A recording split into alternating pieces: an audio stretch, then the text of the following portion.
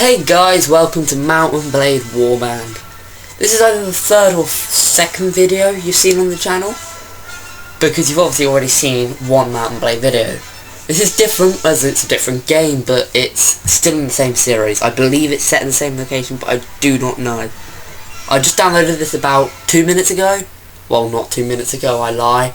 About a good 5 minutes ago, because I was having some difficulties setting it up. I realised I had too much video footage because I just left record on by accident, so like I'd filled up my folder and I had no space left. So I'm gonna have to go clear up space after this and sort stuff out, but hopefully we can get this video in.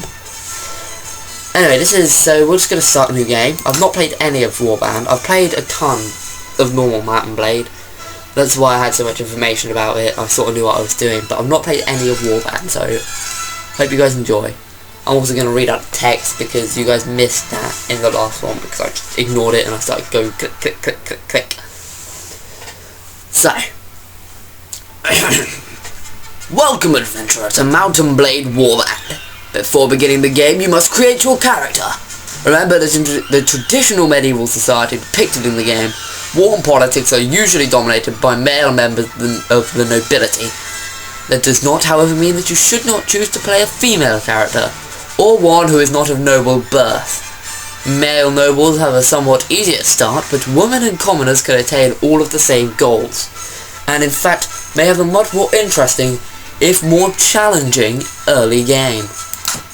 Alright, we don't want to tap challenging games, so male, nobility. So it's sort of the same thing, and I sort of know what most of these give you. So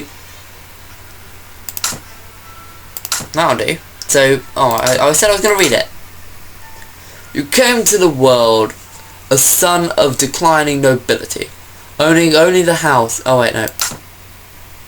You were born years ago in a land far away. Your father was an impoverished noble.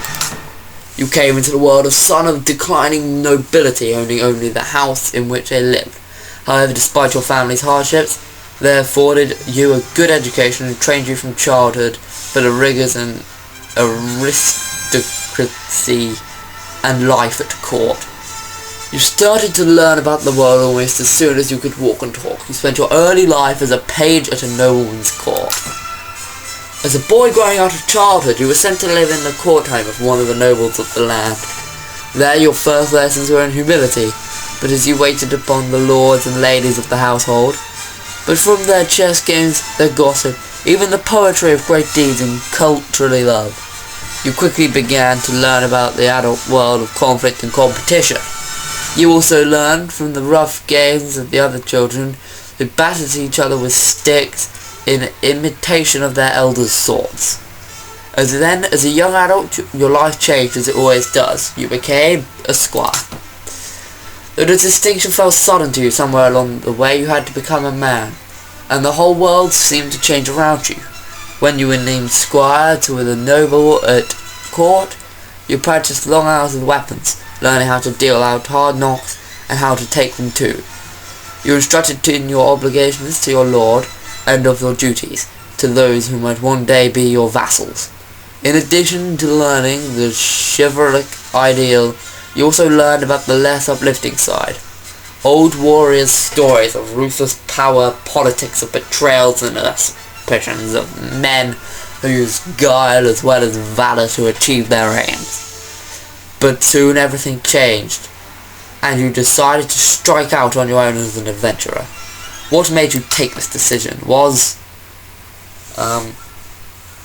lust for money and power. Only you know exactly what caused you to give up your old life and become an adventurer. To everyone else, it's clear you are now motivated solely by personal gain. You want to be rich, powerful, respected and feared. You want to be the one whom others will hurry to obey. You want people to know your name and tremble whenever it is spoken. You want everything, and you won't let anyone stop you from having it. So let's become an adventurer and ride to our destiny. Nobleman's Banner. It's all the same, so I'm going to go with probably one of my favourite ones, which is this one. Realistic, okay, that's my name. Let's put in Crowday, I guess. That's what we call ourselves every Mount&Blade. Probably not when we actually do it. Strength is important this time. strength is very important because it adds +1 to hit points. So basically it means we can just go smack. You're injured. Fuck you. But agility would be nice as well because we've got high charisma, so we can get decent riding, which we have 3 of. That's pretty good actually. We want some power draw so we can use like bows. We want some shield skill and ooh, that'd be fine. We'll sort out prisoner management and stuff like that later. One-handed, we'll put 10 points into one-handed. Okay, 9. And then points into archery. Like a pro. So there we go. So Crow Day is there. Adjust your character says, oh my god, that looks amazing. It's so much better than the other one. But it's still the same faces.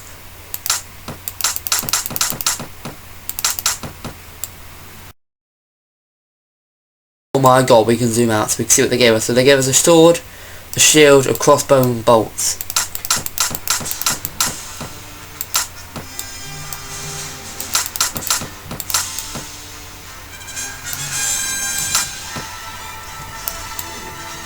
There we go, we look pretty beastie. Let's go! You hear about Calradia? Yes, it is the same place. With all the same thing? Okay. They've added a new place. That's cool. A land torn between rival kingdoms, battling each other out for supremacy. A haven for knights and mercenaries, cutthroats and adventurers, all willing to risk their lives in pursuit of fortune, power or glory.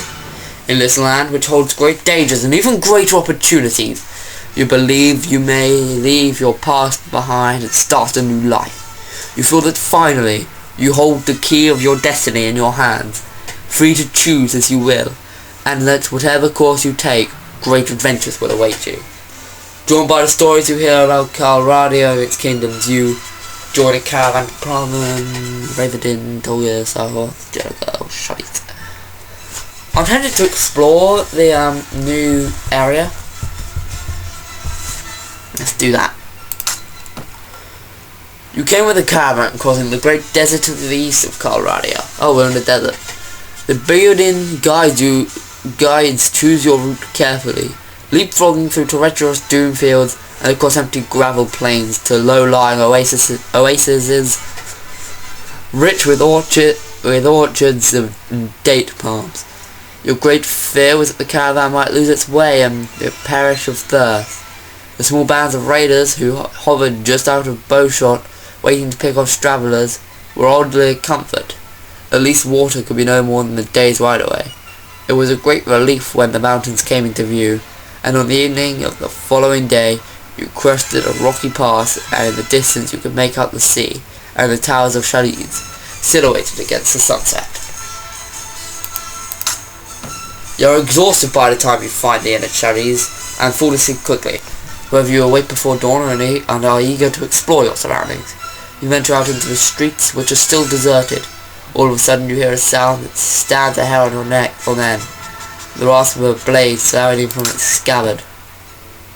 We're going straight into battle.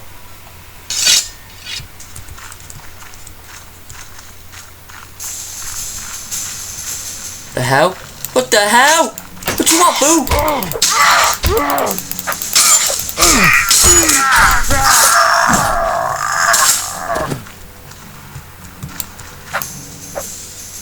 The merchant takes you to his house. Once inside, he stands by the door for a while, checking the street, and then finally, convinced you have not been followed, continue to speak.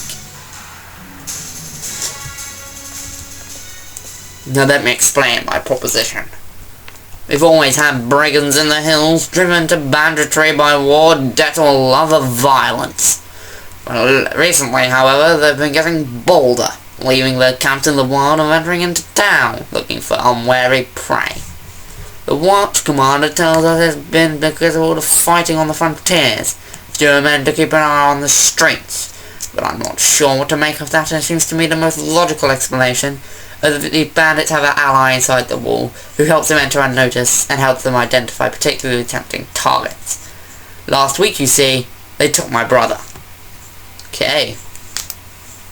I don't know what my brother was thinking. A lad from a prominent house, out alone after dark in these times like these, when I suppose you were too, but you're a stranger here, and didn't know how bad things have become.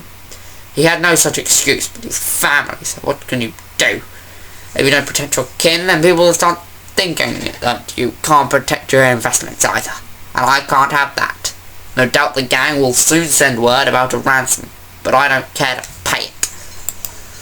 So here's my proposition. You look like you've had a bit of experience with a blade, and more importantly, you must have had a bit of fun already, or you wouldn't be coming out to Calradia to seek your fortune. So here's what I'm asking you to do. Gather a small party, track down these bandits till they're there, teach them a lesson they won't forget, and get my brother back safe. In return, you'll earn my lasting gratitude and a bit of silver. What do you say? I'm interested.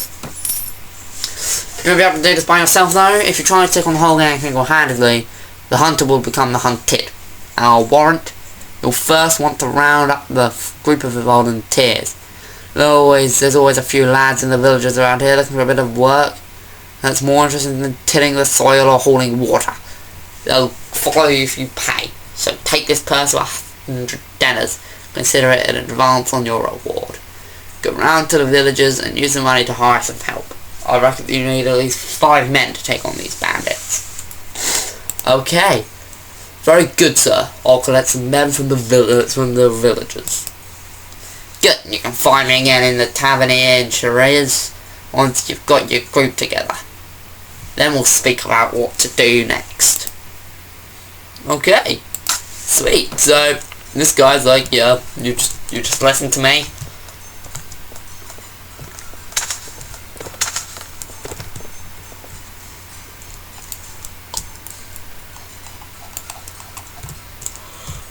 Yes,